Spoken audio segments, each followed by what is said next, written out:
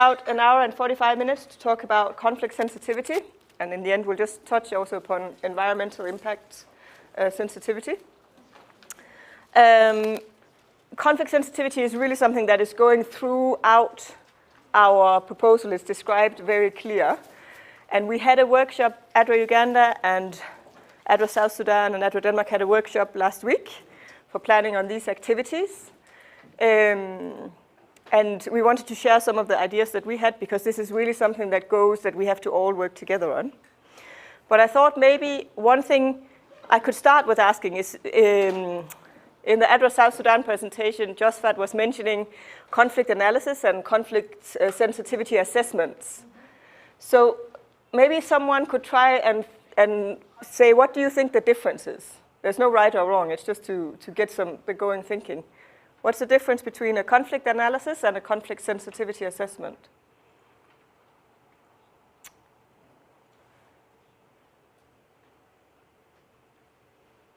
I'll give you time to think.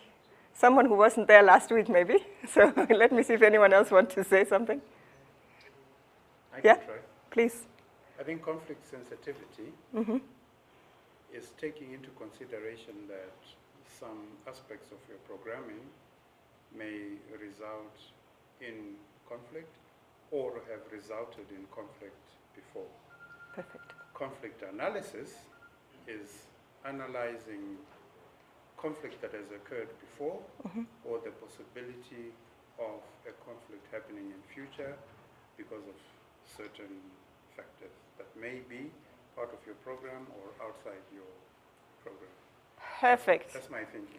Perfect. Very well explained. Thank you so much. Yeah? I just want to add on conflict analysis that it puts into perspective, for example, the triggers, the trends, yes, the possibilities of like the projection. Very important. Very I wanted important. to say those words, but I thought it But it's good that we supplement each other, huh? Perfect. I could not have explained it better myself. Thank you so much. No, it's perfect. So a conflict analysis is about understanding the context and the conflict dynamics. And a conflict sensitivity assessment is now about understanding how is what we are intending to do, how does that impact that context. So in order for us to do conflict sensitivity assessments, we first have to do now a conflict analysis, right? And as you explained, conflict sensitivity is really about, you can almost draw like a circle around the whole thing because the whole thing is about being sensitive to the conflicts that are there. But then I took really inspiration from Lisbeth and Annette's presentation just before lunch about the gender transformative approaches. So we take it beyond just being gender sensitive. And really, if we look at the way we've also designed this project, we also want to take it beyond just being conflict sensitive. Because if we go back to the definitions they gave, being conflict sensitive, like gender sensitive, means that you are just sensitive to what's there. And of course, you try to not make additional harm, right? So I'm not a fan of saying do no harm, because I think no matter what, when you're interfering, somewhat there might be a little bit of harm because you are taking a little bit of, no matter how we try, you are sort of interfering with the context, but at least do less harm, right? So part of the conflict sensitivity we talk about is part of doing like less harm, as little harm as possible. But we want to take it further than that, like with this project. We want to understand what are the primary actors for peace and conflict, what are the things that divide people, what are the things that bring people together? And not only how can we design our activities so that we don't, let's say if this is the thing that divides people, this is what connects people. We want to design our programs so that we don't make these things worse. We don't want to bring up the dividers, and we don't want to bring down the connectors. But it's not only that. We want to actually actively design it so that we bring down the dividers and we bring up the connectors, right? So that we design our livelihood activities, our anticipatory action activities, our gender activities in a manner that not only makes sure that we don't create more conflict, but that actually is designed so we try to reduce the conflict that's there. So in that sense, we become, if not, I would hope we would reach to the stage of being even conflict transformative, but at least conflict responsive, if we take the same. And I think this is so essential, especially for this particular project, because we are dealing with some quite sensitive areas, especially around the border. Okay, so that's why we're having this session now, because everybody has to be on board for that. So, okay, it's frozen now. What do I do? We shall now push the time quickly. Yes, push. Oh, we have to pause the timer, huh? Otherwise, oh, you got it. I was going to read out. Okay, good. So the first output we have is community-driven conflict sensitivity assessments and strategies. I just abbreviated it. It says, communities gain a deeper understanding of local and historical conflict dynamics, enabling them to apply strategically strong conflict-sensitive approaches when adapting to climate change. So there are actually two activities here. The first one is about what we just talked about. It's actually about understanding the conflict dynamics and understanding how what we are intending to do will impact on that. And then, so that's understanding conflict dynamics, understanding, number two, how what we will do will impact that. And then number three, designing our activities in a way so that we can mitigate the risks and expand on the possibilities. So there's 3 steps in this. So this is really very much about how we can understand the context and how we can design our programs and projects responsibly. Now, we can do this, and we've got tools to do this, but what's interesting about this project is that we want it to be truly community-driven. So it has to really come from the communities. But that first part is not so much about their, they will, through this process, they will gain deeper insights, but it's not yet building their own sort of planning capacity. So that is actually the second activity, which I haven't taken here yet, because that will come later on. That is actually going to come where we really get into all of our target communities and really work with them about doing conflict-sensitive natural resource management strategies within them. So the first thing is about us, and we have to, the indicator is that we have to do 2. So we'll do 1 for South Sudan and 1 for Uganda. And I'll get more into details about how we do it. And then later on, we'll try and look at the cross-border element. But there's a very important point here about the cross-border element, which is that we are also dealing with a situation in South Sudan at the moment that's very fragile. And Uganda National Forces are also in South Sudan. So we have to be very gentle also about the cross-border element, because it's creating some insecurity around for some of the people, right? So we start with the safe bit, which is understanding within each context.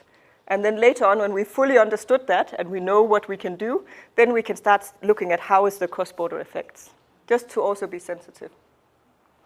Anyway, so this one is what we'll do. And this is what I'm talking about now, because we all have to actually be engaged in this. Because what the project proposal also say is that this here that we do here, it will inform how the partners best design our climate change-oriented activities. And it means that we will have to develop like a community-validated, but even, I would not say validated, but I would say community-driven strategy for how we are going to address this. So though ADRA Uganda on the Ugandan side and ADRA South Sudan on the South Sudan side are responsible for this, we cannot do it without all of you. So that's why we're spending some time on it today. Okay. Now, there we go. Okay, so if we want to do conflict analysis, it's important that we don't do it at too high a level. Because at the end of the day, we will not be able to do anything about the national crisis in South Sudan. We'll not be able to do anything about the national conflict structures in Uganda. We have to understand them. But what's really important is that we understand in much greater depth what is relevant at play for the local conflict dynamics. Because in any case, they are the ones we will be interacting with in our project. So you have to take it down to a level. And we spent a lot of time last week discussing how can we do this? Because it also has to be feasible. And we were very ambitious, and we ended up wanting to do it even in all villages. And then we realized it would take, if we wanted to do a truly participatory approach, it would take 6 to 9 months. That's not a good idea if we want to start the activities as well. So we went down and became a little bit less ambitious. So we were trying to break down what we have committed to do. And now this is how we understood it, but we'll go into group works for the 2 countries afterwards, and we can get more into the details about it. But on the Uganda side, we actually have 4 districts that we have selected to implement in. So it's already quite widespread, and those districts are quite big. So what we were proposing was to concentrate not just in one sub-county, but even in one parish within the sub-county, because the parishes, especially in Karamoja, are really large and spread, and there can be very, very, very many villages. So we are proposing to focus on one parish in each of the districts here, and we are proposing it to be maybe something that's a little bit close to the border. And then in the Acholi region, we know we've already said we would do Lamu district and Kitgum district. And for Lamu, we actually already know we'll do the Palabek settlement, which is a refugee settlement that accepts South Sudanese refugees. So already there's a cross-border element in that one. And we've actually already last week had an initial meeting with the commandant for the settlement, and she was very, very happy that we were going to be implementing there. She welcomed us with open arms. So there it's more a matter of figuring out what's the zones. The settlement is divided into 9 zones, and then in each zone there are several villages, so we would have to look at the zone. Then in Kitgum, we don't know yet where it would be, but some sort of south sub-county, which would be near Karenga, because we wanted to have the connection where people are sort of merging there between. And then we have to sort of look at the parish. So that's there. On the South Sudan side, things are a little bit more simple, because at least we don't have to spread between 4 counties. There we have to only spread between 2 counties. So what we had foreseen and understood on that side, and again we can discuss in the groups later, is that we are proposing to focus on 2 payams in Capueta East, because also the payams can be quite big, as we heard this morning. And it has to be, of course, also determined by need. And if it's relevant, it could be near the border. That's why I put a question mark, because it has the cross-border element. And the same thing for Magwi, which is the Acholi. We propose to focus on 2 payams near the border.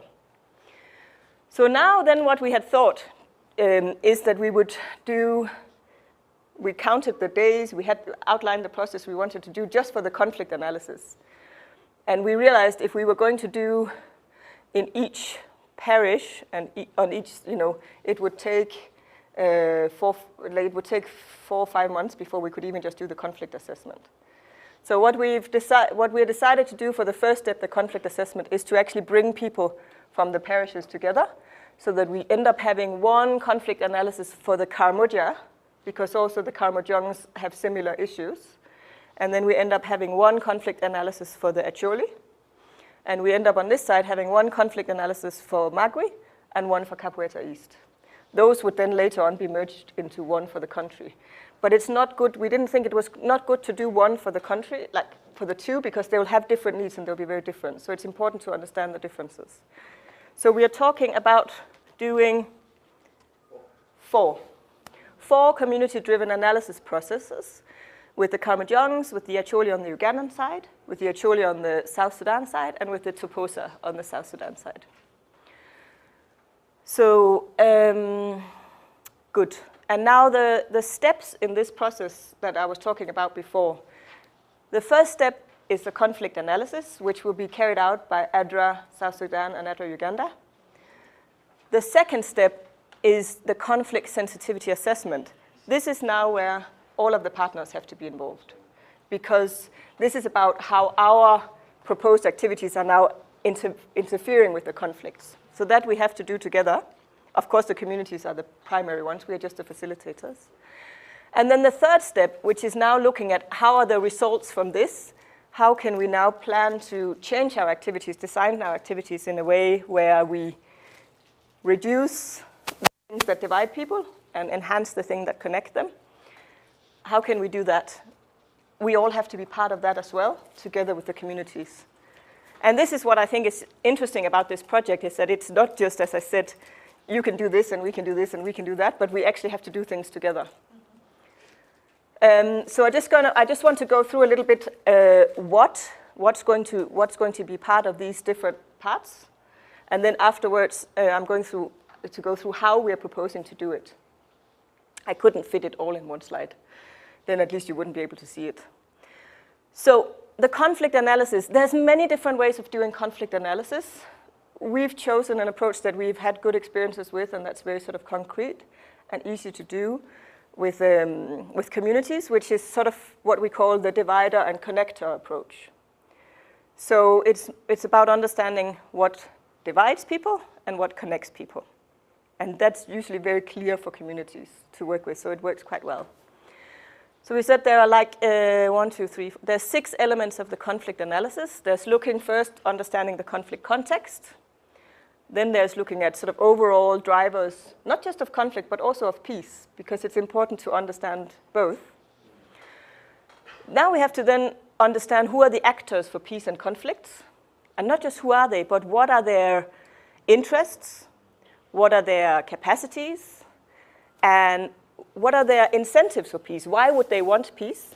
But also, what are their disincentives for peace? Why wouldn't they want peace? Because some of the actors are benefiting from conflict. So it's important to understand that. Then the next point is understanding the dividers. What is dividing people? 5th one, what is connecting people? And the 6th one, what are now the trends? How is it now evolving over time? And we could spend a whole day just getting into details. What do we mean here? We don't have time for that. In any case, the ADRA South Sudan and ADRA Uganda team have the skills and capacity to do this. And you know what I'm going to do? I'll go to the next slide and explain how we do it, and then I'll come back to this and explain that one after. So the way we'll do this is within each district, or within the Karmajongs, the Acholi on the Ugandan side, the Acholi on the South Sudan side, and the Toposa, within those 4 places, we'll have discussion with individual community groups to make sure we really get the sensitive parts out. So to keep it realistic, we decided on having 4 groups: the informal leaders, which would be a mix of different types of informal leaders, the local government leaders, the male youth, because they're oftentimes the implementers, and then the female, but both the female youth and also mature women, to put them together. Ideally, we would have liked to disaggregate it even more, but the thing is that each of these, we will actually need 2 days with them. We assessed, it takes almost days to fully get if you want a really good understanding. So all of that was already like an 8-day process, for a team of 2, because you have to be at least 2 people to do this. So that's what we are going to do. Then they're going to give us lots of information, and they're also going to prioritize what are the most important actors, most important dividers, and most important connectors. We'll compile it. And then we will invite them to come to a separate session where all of them are together jointly. And we'll present the compilation, and there'll be some discussion between, is this actually correct? And what are the different viewpoints? And also to prioritize together. And if we see that it doesn't work to have them together, if it's needed to also have separate session with some of the ones who are not speaking so much, we'll do that afterwards. And then after that, we'll finalize the conflict analysis. So that's the first step. That's just done by ADRA. You don't have to worry so much about that. That we assess is going to take, for each place, 3 to 4 weeks for us to do this. And that's with just focusing on this every day. OK, so then we go back. Now comes step 2. This is where we all have to really be engaged. So what we want to do in the conflict sensitivity assessment is to assess, like you were saying so very clearly, the possible impact of our project on the conflict context. Our focus here is on the actors, the dividers, and the connectors. because they are very clear to understand for the communities. So then we want to assess with the communities, how do our choices of proposed targets, both in terms of the target areas, but also in terms of the target communities within the target areas, and even the specific groups we are targeting, and even what are the actual people we work with within those groups, because we won't work with all the women, so how, and though we have our vulnerability criteria and stuff like that, it's also good to understand how do all these choices we make impact on the conflict context. And then we want to look at how do the activities we are proposing under this, how does that impact these ones? How do the activities under climate smart agriculture and natural resource management impact on these ones? And how do and I'm sorry I abbreviated this to gender, but we all know it was because I didn't have space. But how does our activities under outcome 3 impact these ones? What are the risks in terms of, if we're looking at the divider, the risk would be that we actually can enhance the dividers, which we don't want to do. The opportunity would be that we reduce the dividers. And then we look at the risk with the connectors. The risk is that we reduce the connectors, which we don't want to do, and the opportunity is that we enhance them. How do we do that? So while we are with the communities talking about that, we are asking them to give us a lot of feedback on how will this do, and even at this stage already start to suggest to us what can we do to avoid the risks. How can we avoid the risk that you identify? So, and this we have to do together. I mean, because we have to come out together and talk to them about the different activities that we are doing, right? And we were proposing to do this the same way as the other one. So we start with one thing. We'll do first an internal conflict sensitivity assessment with partners. Now, why do we start with that? It's to get our own minds going, to get comfortable with the concepts and to try and understand our thinking. But then once we've done that, and ADRA can facilitate that, once we've done that, we'll put that aside, clean our minds and be open, and then we'll go to meet with the community groups again. So we have the 4 communities, the Kamujongs, the Acholi on the Ugandan side, Acholi on the South Sudan side, and the Toposa on the South Sudan side. So we'll meet with those 4 areas with these 4 groups, and we'll then have a discussion about the issues that we were talking about before, yeah? Including getting their ideas for mitigation strategies. So that will also probably take a couple of weeks to do that together, realistically. So that's why after this, I wanted us to go into groups so we can also talk a little bit about the work plan. Because the thing is, really, we shouldn't be starting to implement lots of activities until we've done this, because we want our activities to be, somewhat aligned. So we also want this to be pushed and done as quickly as possible so we don't delay in implementation. And then the last point is the conflict sensitivity plans. Oops, I have to go back, sorry. There. Now, what are the steps in doing that? Well, the first thing is that we have to summarize very clearly what did we get out of this. So ADRA will do that for everyone. Then now we have to develop mitigation strategies for the risks we identified, as we spoke about. And then we have to develop strategies for how do we build on the opportunities that we identified. And how are we going to do that? So the first thing is to compile the risks and opportunities that we have already identified in this step, and also compile already with the ideas that the communities gave for mitigation here. Then the partners will sit together, and now based on all of that information, we'll start to develop a strategy and a plan. Once we have that, we are going to go back to the community. And I think at this stage, I think we had said we felt like we could do it in the group together, although I didn't manage to put that there. But we felt like there it was okay to sort of have the group together. And then we get their ideas first before we present what we were thinking. So we get their idea first. Then we also present our ideas and we get their feedback on that so that we've got a whole plan. This will probably, when we do it, take 2 days in each location, I would imagine, with good discussions. Then we go back, we adjust, and then we can start implementing our activities. So one thing that I think is very exciting about this being a community-driven way of doing it, where we are just basically all of us facilitating, is that it becomes, the process actually become an output, almost even an outcome in and of itself. Because when we are doing internal conflict analysis, even though we are interviewing communities, oftentimes it's something for our own sake. And when we're doing conflict sensitivities, it's often for our own sake. But the fact that we're doing such an extended process means that the process in and of itself have values for the communities. So if we go back to this, which is about deeper understanding of local and historical conflict dynamics, enabling communities to also strategically apply conflict-sensitive approaches. So we've done this, just to say that we do have experiences with doing something like this. We've done it with interreligious councils in Upper Nile in South Sudan. And it was very, very good. And they really, really loved it. And they felt like they became a little bit more clear, although they knew exactly what was going on.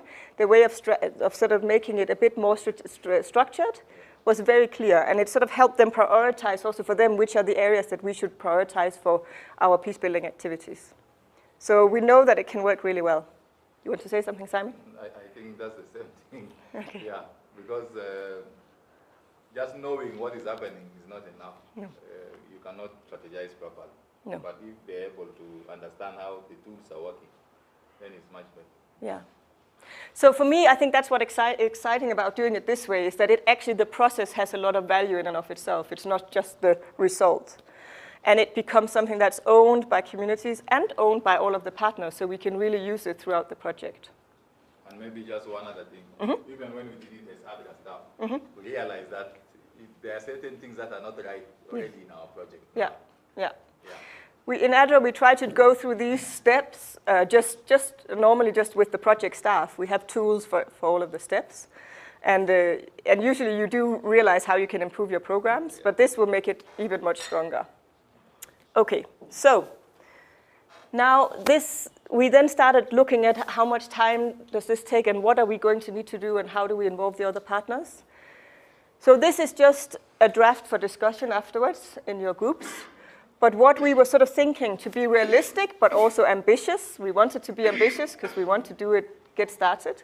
We also wanted to be realistic, is that the first thing we have to do is really we have to do inception meetings on community level at the various entries, and we have to do that together, right? We also have to work together and with the local authorities and communities on identifying what are the specific target areas, like which parishes or payams or zones and which villages and blocks within those. And we have to sort of develop our work plan somewhat. So all of that, we said, we think we get started, next week. We can probably do it so that by late May we're ready to go. But this one is really these two here are really the most important ones because we can't start now doing a conflict analysis unless we've done all of this, right? So we have to do that together, and this is to sort of plan for that more in detail. Then you have a beautiful arm, Godfrey. Thank you.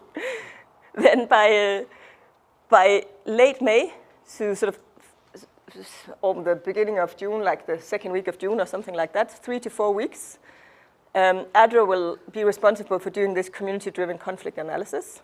There'll be a simultaneous process, so because one process takes that much time. So there'll be one team doing it in Magui and another team doing it in Capoeira East, and one team doing it with the Karamojongs and one team doing it with the Acholi in Uganda. So 4 teams working at the same time.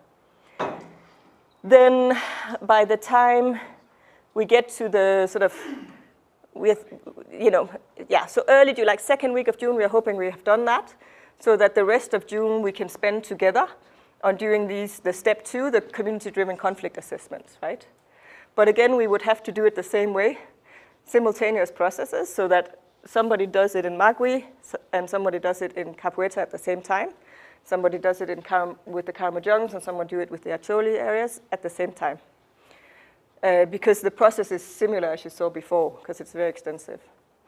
And then by the first week of June, one or first 2 weeks of June, we can then, with the communities again, together, do the community-driven conflict sensitivity plans and strategies. So you will see, even though we've tried to be actually quite ambitious with this, because everybody has something to do every day, it still extends over quite a long time. Now, this is not to say that nobody can start implementing other activities before, but this is really important that we're doing these things together, also to be able to facilitate the rest of the project. So, yeah. Yeah. I'm asking this in connection to some locations. Mm-hmm. Some locations, there's only one season for agriculture. Mm-hmm.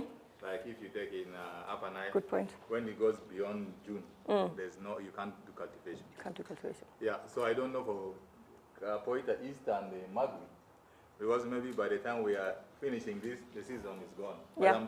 I don't know the seasons in those locations. Right? I don't know the seasons either. Maybe you can. But why don't, I think that my proposal is now actually that we go into, like, maybe the Uganda team sits down there around, so everybody working from Uganda sits there, and everybody working from South Sudan can sit up here. And now you can turn around the ones I gave you before, because basically it's just showing you the slides that we did before with step 1, step 2, step 3, who does what, but also the sort of draft work plan and also the areas. Because I thought it would actually be good that we now start having these conversations within our countries. Because what is realistic and how can we do it, you know? Yeah. And we have, George, how much time? When does this session have to finish, Benedicta? Let me see. It has to finish by... Okay. Okay. So we have time. We have time. Why don't we give ourselves 1 hour in the teams to sort of discuss this, and then we can meet and see if there's any questions or comments, and then we can rectify this, and then we'll spend the last 5 minutes on talking about environmental impact.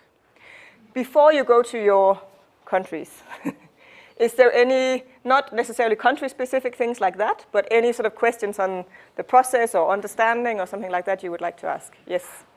I have, there is something which is like intriguing me. Mm-hmm. And you want me to go back, mm-hmm. go back, mm-hmm. go back, mm-hmm. there. Mm-hmm. You find that we are going to Lobalenge, mm-hmm. which is a sub-county mm-hmm. in Karenga, mm-hmm.